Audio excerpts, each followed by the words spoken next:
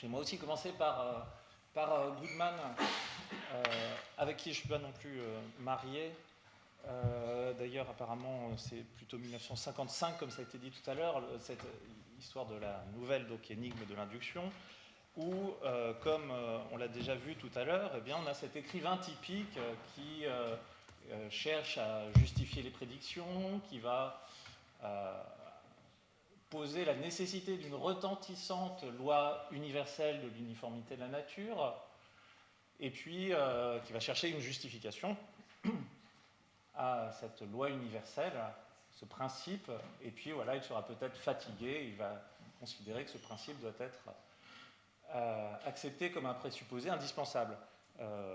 Quentin disait que c'est peut-être Kant qui est visé, Russell, peut-être aussi Mill. Donc mon hypothèse de lecture, ce sera plutôt que, en tout cas dans le débat avec Peirce, c'est clairement Mill qui est le défenseur de ce principe d'uniformité de la nature. Heureusement pour nous, on a un écrivain qui est assez atypique, qui est Peirce, et donc avec qui je ne suis pas non plus marié, mais on est quand même un peu fiancés. Et donc, on va voir que je vais quand même un peu défendre sa manière qu'il a de... je vais soutenir même une thèse extrêmement forte, puisque je vais essayer de défendre l'idée qu'il a résolu le problème de l'induction, qu'il a résolu l'énigme, alors peut-être pas la nouvelle énigme de l'induction, et encore, si, normalement si aussi, qu'il a donc résolu la question du fondement de l'induction grâce à une série de déplacements. Donc ma présentation va consister à pointer un ensemble de ces déplacements. Ça ira sans doute très vite sur beaucoup d'entre eux parce que je vais surtout les mentionner. J'ai voilà, écrit ce mot de gerrymandering qui est assez sympathique, je trouve, que Brandom utilise dans un autre contexte. En français, ce serait le redécoupage des circonscriptions électorales. Donc ça consiste à, voilà, à redessiner autrement les catégories, à faire en sorte que si on place les frontières autrement, eh bien on découvre qu'il y a des résultats différents qui apparaissent. Et donc c'est un petit peu ça l'idée. Au point que, et là c'est la stratégie un petit peu wittgensteinienne, ça va consister à dire, eh bien Peirce nous a servi la solution au problème de l'induction sur un plateau, simplement on ne s'en est pas aperçu, parce que parfois ce qu'il y a de plus difficile en philosophie, c'est de savoir où s'arrêter, et c'est non pas de parvenir à la solution, mais de constater qu'on y est parvenu. Donc ce sont des déplacements fructueux, donc que je vais essayer de mettre en évidence, des gestes, des opérations, des leviers conceptuels, des reconceptualisations qui conduisent globalement, majoritairement, à amoindrir, à minorer la place de l'induction, un peu paradoxalement, au profit de l'abduction.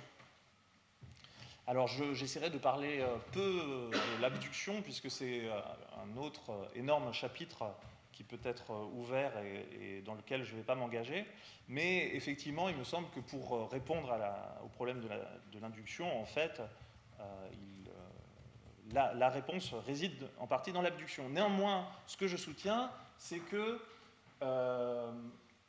si Peirce assigne un rôle différent à l'induction, il ne la néglige pas du tout. Et il ne s'agit vraiment pas du tout de considérer que finalement il n'y a pas de problème de l'induction qui serait finalement une dérive un petit peu popérienne, une paupérisation du problème de l'induction qui consisterait à dire finalement Mill a introduit l'induction en logique, il a créé une logique inductive et on s'aperçoit que finalement la logique de la science est déductive.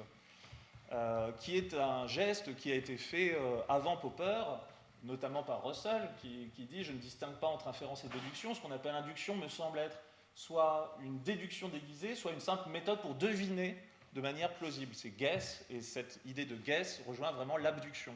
Donc ça pourrait être un geste peircien de dire finalement nous ne faisons que des divinations, nous procédons qu'à des guess, qu'à une manière de deviner ce qu'il en est du réel. Ce n'est pas ce que fait Peirce, qui réserve un rôle réel et important à l'induction. Et vous voyez que Russell dit ça dès 1903. Popper le formule bien plus tard, de manière plus vigoureuse. On pourrait dire qu'il y a aussi une espèce de plagiat par anticipation de Peirce qui est extrêmement poppérien.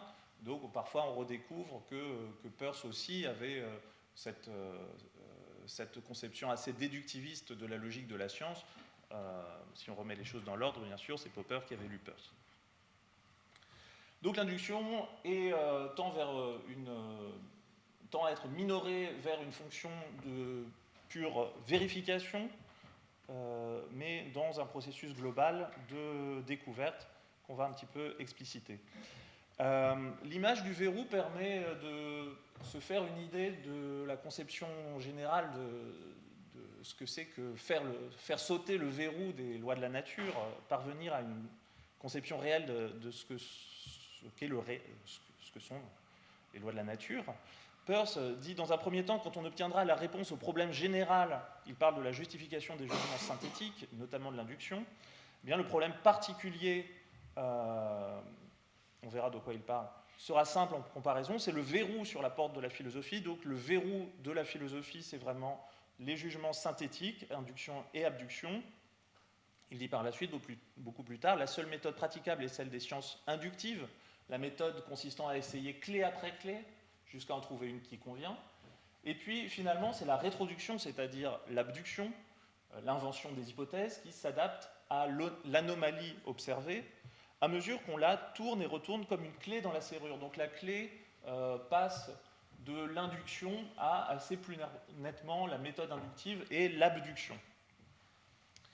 Donc, il y a un déplacement, effectivement, du problème, et il y a en fait un grand nombre de déplacements. Il me semble qu'on peut en identifier au moins 4, et donc ça va être le parcours que je voudrais faire aujourd'hui, de l'uniformité de la nature à la réalité. Là, c'est dans une opposition, dans un dialogue avec John Stuart Mill, un questionnement du jugement synthétique a priori et de ses fondements à une réflexion sur le raisonnement synthétique.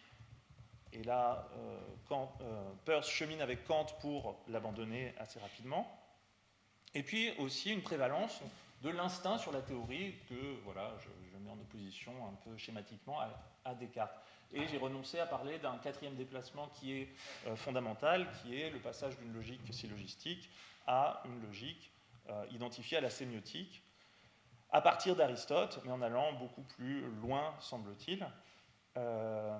J'ai renoncé à en parler pour des raisons de temps et parce qu'il s'agissait d'un aspect plus proprement logique, même si ce sera une partie de ma conclusion. En fait, quand on parle de métaphysique de l'induction, il est absolument nécessaire de parler aussi de logique de l'induction. Donc le premier déplacement, il va nous conduire de l'uniformité à la réalité. Alors l'induction, pour commencer, c'est quelque chose qui naît d'un étonnement, d'une stupéfaction. Comment est-il possible qu'un homme puisse observer un fait et immédiatement prononcer un jugement concernant un autre fait différent, qui n'est pas impliqué dans le premier? Donc c'est un étonnement face à nos capacités et face à notre succès prédictif.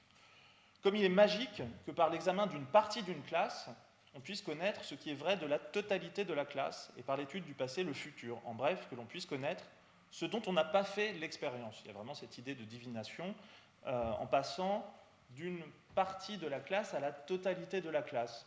Alors effectivement, c'est un premier déplacement ou une première reformulation, disons, de la question de l'induction. C'est vraiment une question d'échantillon, de rapport de partie au tout. J'ai renoncé à appeler ça une conception méréologique parce que ça aurait été un peu pompeux pour dire des choses assez simples, mais l'idée c'est que l'induction prédique à une population complète la propriété qui a été attribuée à un échantillon seulement de cette population. Par exemple, je vais passer du constat que tel et tel et tel corbeau sont noirs à la règle selon laquelle tous les corbeaux sont noirs. Je ne fais pas l'hypothèse que tous les corbeaux sont noirs parce que ce serait une abduction, une création d'hypothèse, une proposition nouvelle. Ici, c'est simplement une règle que je vais me donner. L'induction et l'abduction également font passer des parties au tout. Ce sont, Peirce dit, des inférences statistiques, ce qui ne veut pas dire que c'est une question de probabilité. C'est aussi quelque chose sur laquelle je reviendrai très rapidement. Alors, si ces deux raisonnements sont des moyens de passer des parties au tout, quelle différence y a-t-il entre induction et abduction? C'est un grand sujet de préoccupation de Peirce tout au cours de sa vie. Il pense qu'il a manqué un peu cette distinction, qu'il se reproche d'avoir été imprécis, d'avoir confondu les termes au fur et à mesure de sa redéfinition de ce que c'est que l'abduction et l'induction. Une manière simple de présenter les choses, c'est avec l'image fameuse du sac de haricots.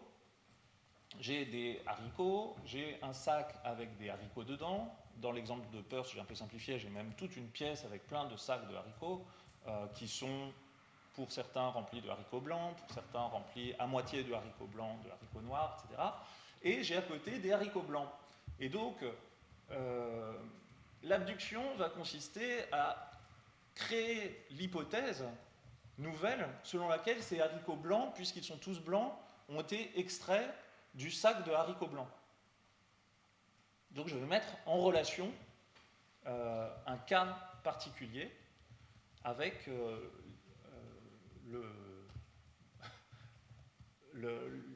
un échantillon avec la totalité de mon sac.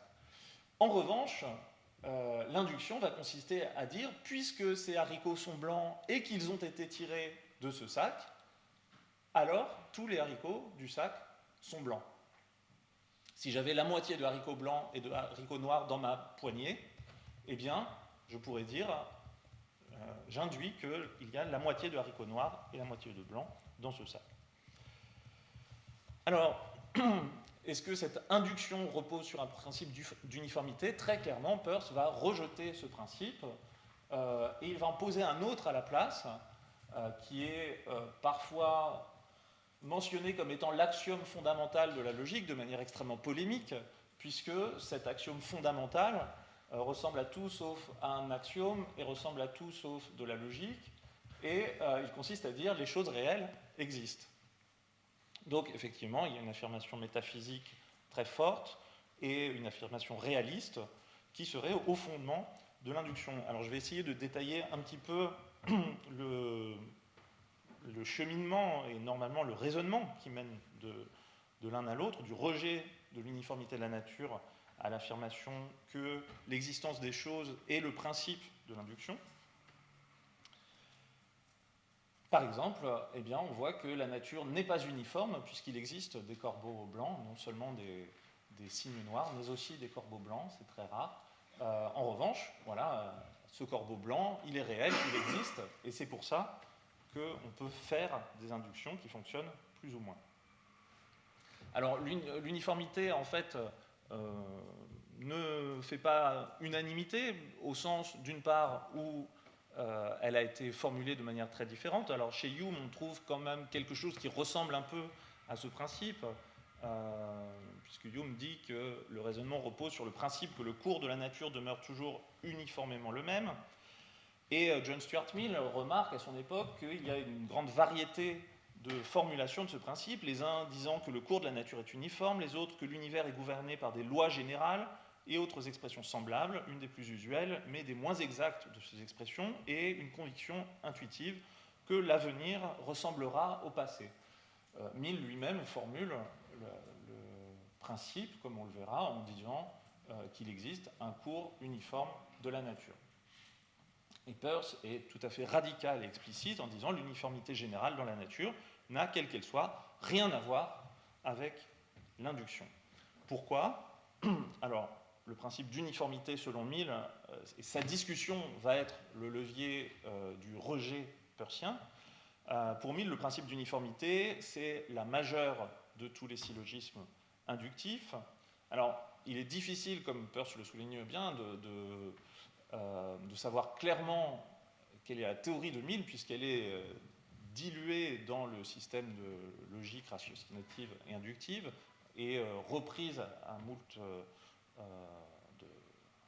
reprises, reformulée, et de manière pas toujours très cohérente. En tout cas, selon Mill, il y a cette idée qu'une caractéristique de la nature est qu'en des circonstances similaires, des résultats similaires se produisent. Or, ce principe est connu empiriquement, ce n'est pas une loi de l'esprit, ce n'est pas un présupposé logique, c'est un principe empirique. Il y a donc une circularité, mais qui, selon Mill, n'est pas vicieuse au prix d'une démonstration un petit peu acrobatique. Donc, Peirce tire un boulet rouge sur cette idée que la circularité ne serait pas vicieuse. Je ne vois aucune once de sens à dire que notre garantie de la vérité de l'induction est la vérité de l'induction, donc un fondement inductif de l'induction, ce qui a quand même été proposé de manière assez à la fois sérieuse et récurrente, n'est pas quelque chose d'acceptable. Sur quel fondement les hommes faisaient-ils des inductions avant que l'on prouvât par induction que l'induction est valide? Il y a la question de la première induction, effectivement. S'il faut une certaine habituation avec le cours de la nature pour pouvoir induire, alors on ne pourra jamais commencer à induire sans être muni au préalable de l'induction. Donc Mill commet une pétition de principe, il prouve le principe par le principe même, et Peirce a des lignes assez cruelles contre ce logicien qui nous explique qu'une petitio principii n'est pas une fallacie logique. Alors, surtout, plus intéressant, Peirce estime que postuler une uniformité de la nature a quelque chose de totalement arbitraire. La nature n'a aucune raison de se comporter de la même manière. Il y a certes des uniformités, il y a des uniformités particulières, mais on ne peut pas garantir quelque chose comme une tendance générale vers l'uniformité. Peirce remarque qu'il existe beaucoup plus d'uniformité beaucoup plus de manquement à l'uniformité que d'uniformité. Peut-être que dans cette salle, on pourrait dire que nous sommes tous habillés différemment, qu'il n'y a pas un ordre précis qui a régi la manière dont nous sommes assis, etc. Il donne l'exemple de la distance des lampadaires aux différentes maisons qui ne sont pas régis par des uniformités. Donc, si on voulait le formuler de manière plus précise, il faudrait parler d'un principe d'invariabilité de la nature, mais en fait, dire cela, ce serait énoncer qu'il existe des lois, en fait, qu'il existe de la loi, et plutôt que de mentionner les différentes lois qui régissent les différents phénomènes physiques notamment, eh bien, on le remplacerait par une loi de la nature, une loi physique unique qui dirait tout ce qui s'est comporté d'une certaine manière se comportera de la même manière dans des circonstances similaires. Donc, en fait, Peirce fragmente le principe d'uniformité en des lois de la nature, en disant voilà, que Mill s'est évertué à appeler les lois de la nature des uniformités, alors que l'enjeu consiste au contraire à identifier quelles sont les lois.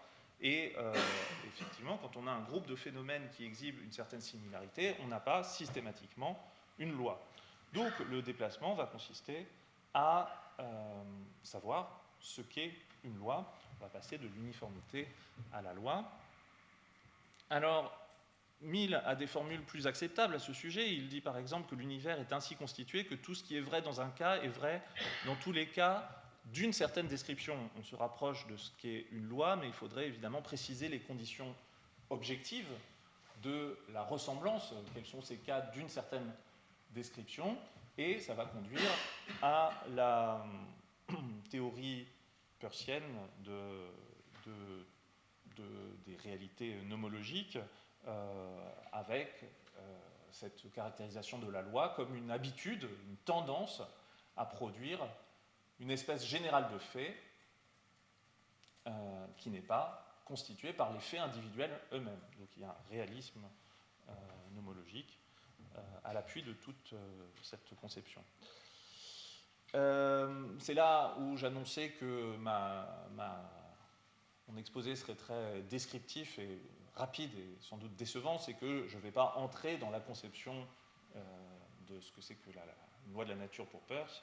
Là, je fais que indiquer en fait, le déplacement qui a lieu. en indiquant aussi que pour asseoir les lois de la nature, eh bien, ces lois existent parce qu'il existe des espèces naturelles. Et donc, c'est un autre déplacement que Peirce opère, non pas l'introduction des espèces naturelles, surtout pas en philosophie, l'expression vient de John Venn, surtout pas par opposition à Mill, puisque chez Mill aussi il existe des espèces naturelles, l'idée de classe naturelle, mais une redéfinition de ce que sont ces espèces naturelles. Alors j'ai repris à Jana King ces expressions de Mill kinds et de Peirce kinds, des classes peirciennes, des classes milliennes.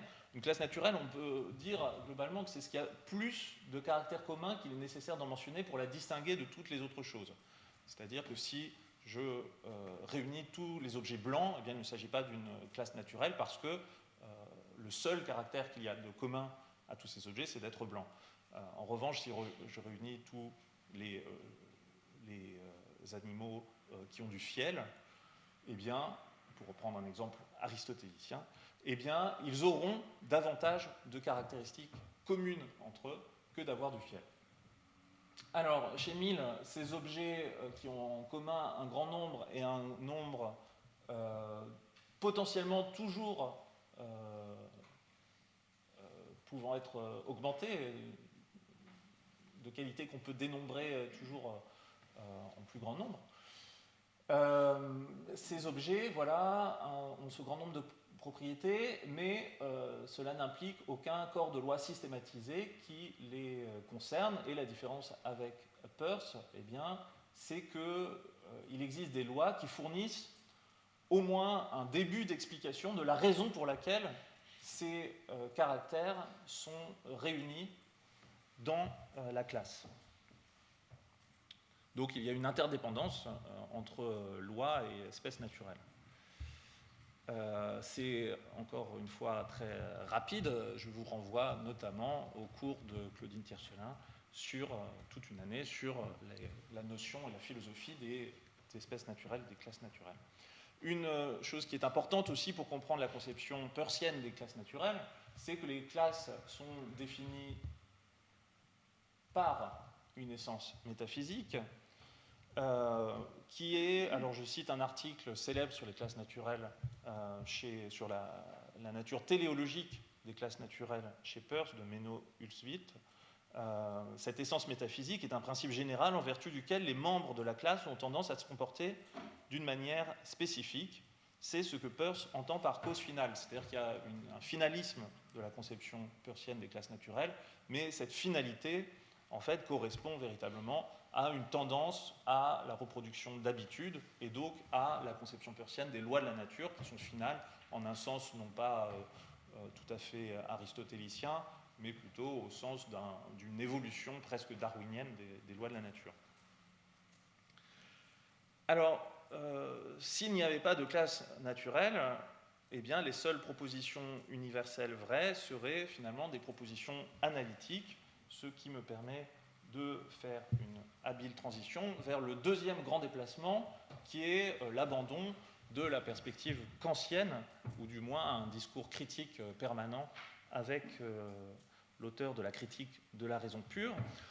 Peirce part du problème à bien des égards, et il considère que la question des mathématiques, de la vérité des mathématiques, de la métaphysique générale et de la physique a priori, donc sont des questions de jugement synthétique a priori. Pardon, je dis des bêtises, sont des questions sont des jugements de jugement synthétique a priori.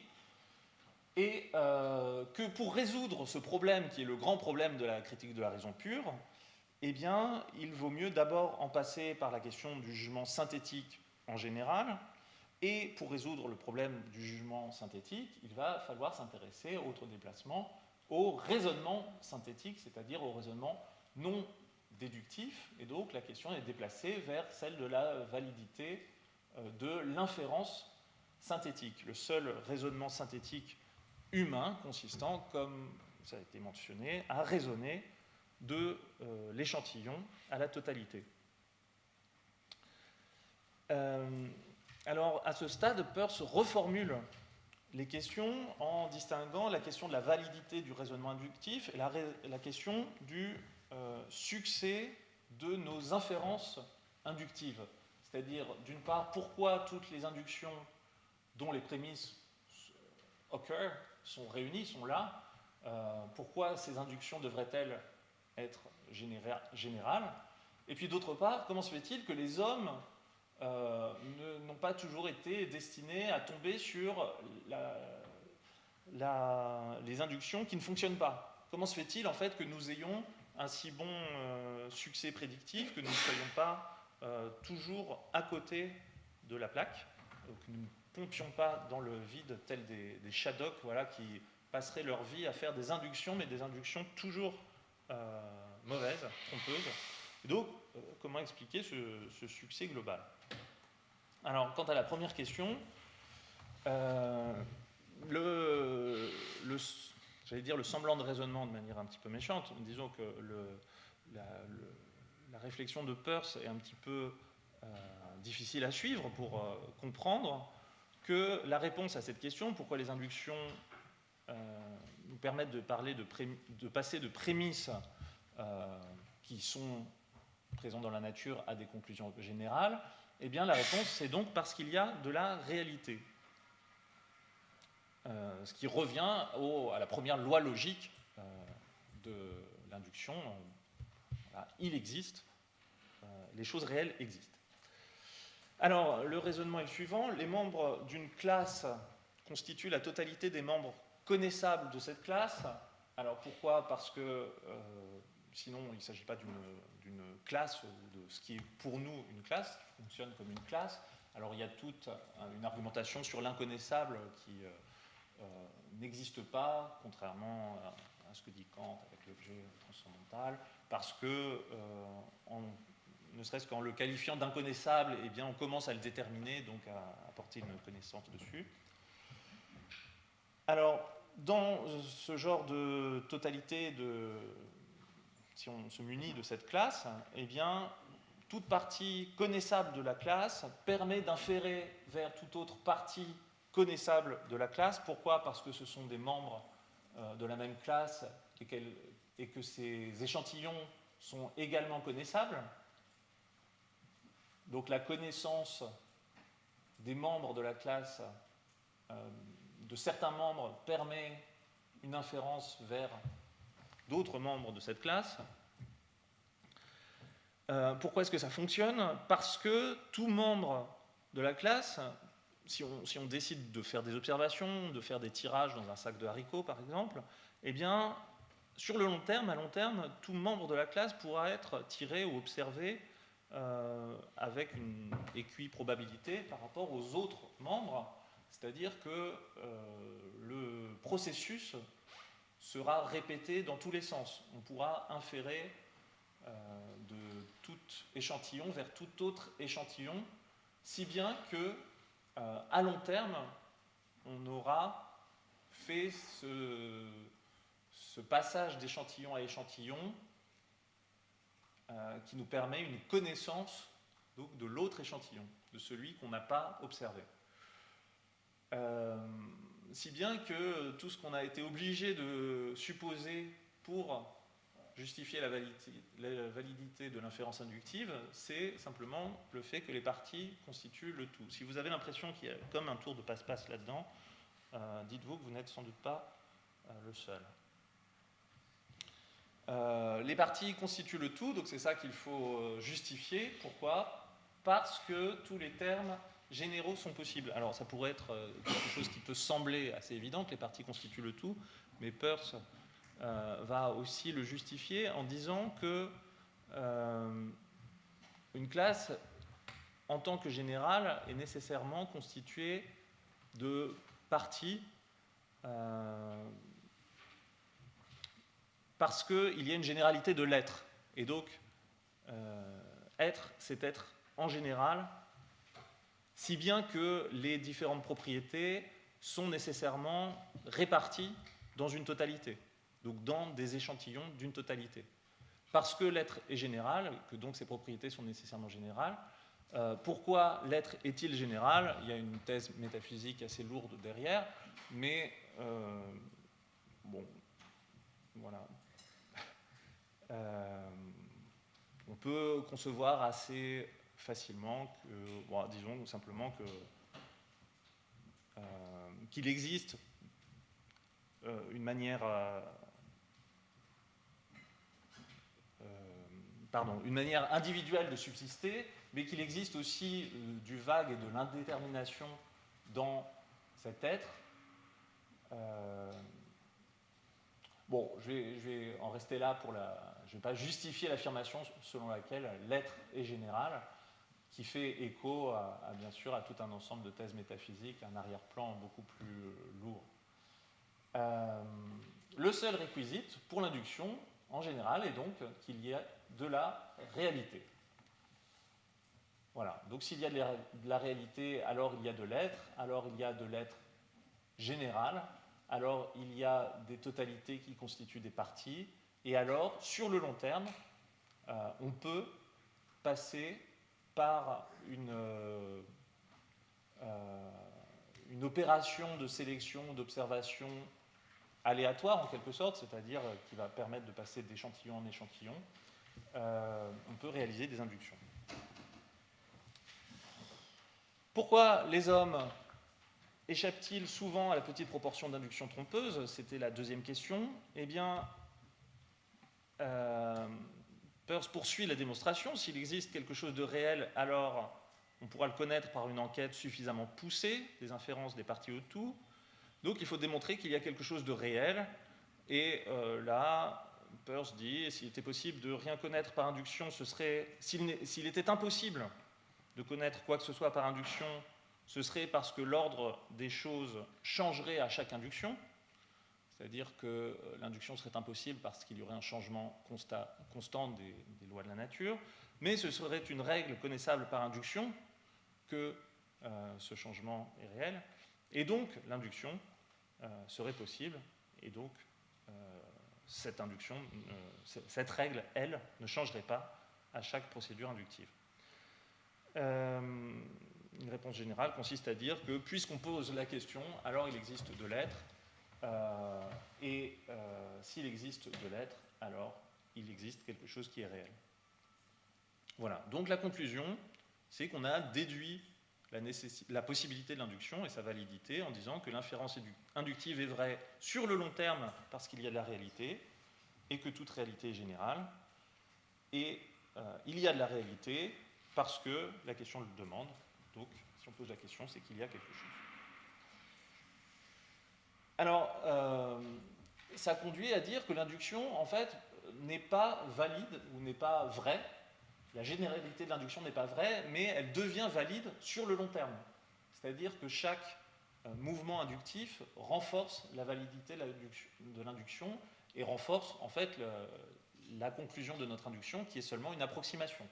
Donc on s'approche du réel, il y a quelque chose comme un processus autocorrectif, les erreurs sont compensées à chaque induction par les rectifications qu'on va apporter sur le modèle que Peirce nomme modèle de l'assurance, de la compagnie d'assurance, c'est-à-dire qu'on sait qu'il y a des risques, on sait que quand on décide d'assurer des personnes, on sait que ça aura un coût et qu'on sera perdant sur certains individus, mais on sait aussi que globalement, eh bien, c'est un bénéfice qui va compenser ces moindres coûts.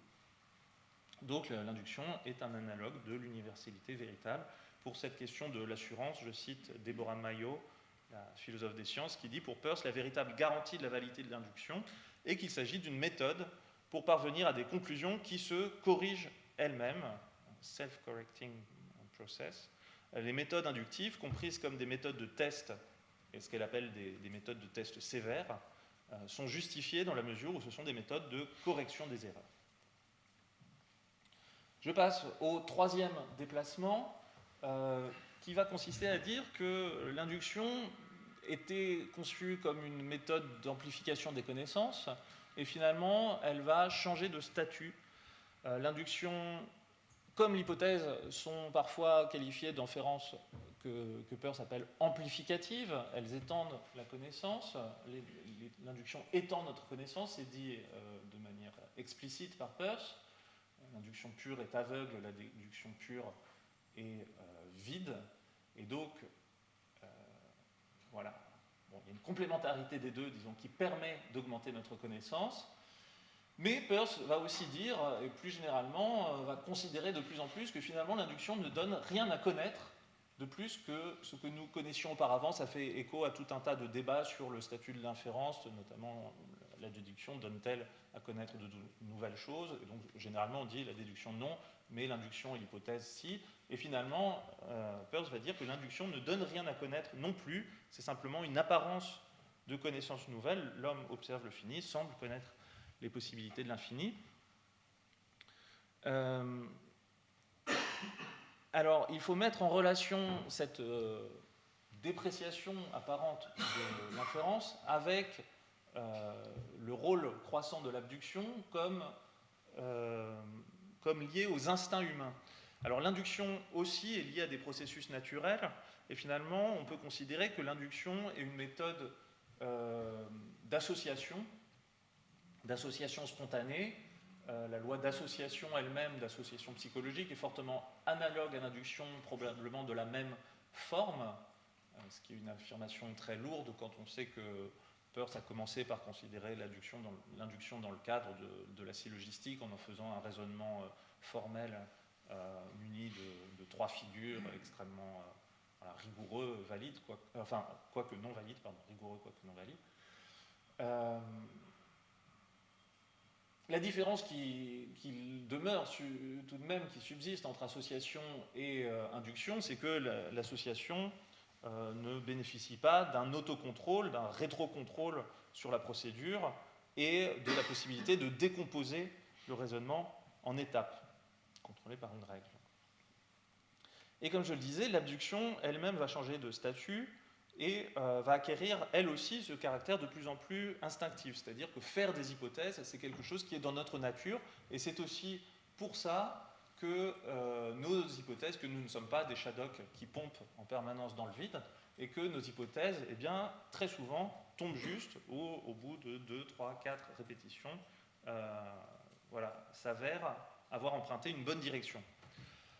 Les deux grandes branches de la science humaine, la physique, la psychique, ne sont que des développements de cet instinct qui devine sous l'action corrective de l'induction. Donc il y a toujours cette idée d'un guess, de deviner les lois réelles de la nature, et l'induction, elle, va exercer ce processus de contrôle, d'autocontrôle et de correction.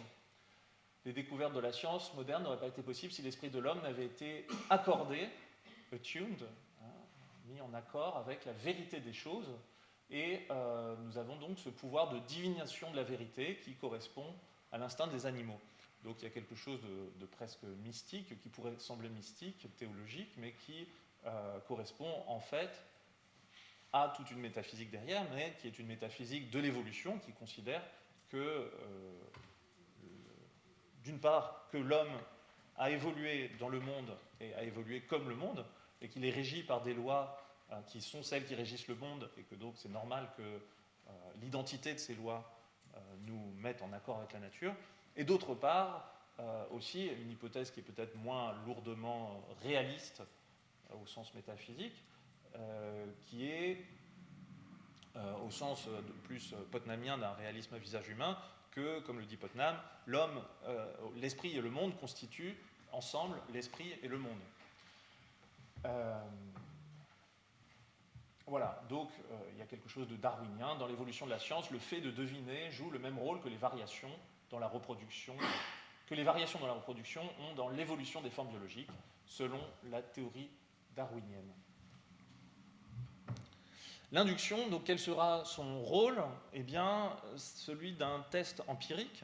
Observez que ni la déduction ni l'induction n'apportent le moindre élément positif à la conclusion finale de l'enquête. Finalement, l'induction ne sert plus à grand-chose, semble-t-il. Elle va rendre l'indéfini défini, la déduction explique, l'induction évalue, c'est tout. Nous construisons un pont d'induction en porte-à-faux, maintenu par des supports et des liens scientifiques, mais chaque plan de son avancée est d'abord posé par la seule rétroduction, c'est-à-dire abduction, hypothèse, création d'hypothèses, le guess, c'est-à-dire par les conjectures spontanées de la raison instinctive. Et ni la déduction ni l'induction n'apportent un seul concept nouveau à la structure. L'induction, alors dans quelle mesure va-t-elle évaluer? Eh bien, elle permet de découvrir combien notre hypothèse ressemble à la vérité, c'est-à-dire quelle proportion de ses anticipations sont vérifiées.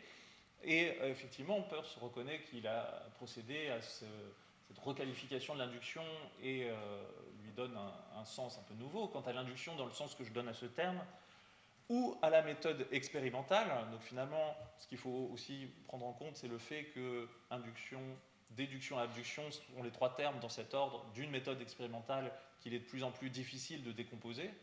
Eh bien, cette induction consiste en rien d'autre qu'à poser à la nature des questions très précises auxquelles Dame Nature ne répond que par un non sec ou bien par un where, j'ai pas traduit, eh bien, douteux et provisoire. Aucun vestige, aucune bribe d'idées nouvelles ne peut provenir de cette source, qui est l'induction. Vous remarquerez que le plagiat par anticipation de Popper, n'est pas tout à fait un plagiat par anticipation, mais peut-être plutôt un plagiat tout court. La nature ne dit jamais oui, elle falsifie simplement nos hypothèses. La véritable fonction de l'induction est donc critique. Pour conclure, eh bien, on voit que l'induction est soluble dans l'abduction, que le problème de l'induction semble même avoir été dissous. Est-ce qu'il a été résolu? Peut-être que je vais tout simplement vous laisser juge. En tout cas, comme je le disais au début, peut-être que la difficulté consiste moins à arriver à cette étape qu'à s'apercevoir que cette étape constitue une solution au problème de l'induction. J'entends par là le réalisme peircien, le réalisme scientifique, qui n'est pas un réalisme métaphysique. J'ai bien sûr présenté seulement certains aspects de cette dissolution, résolution du problème de l'induction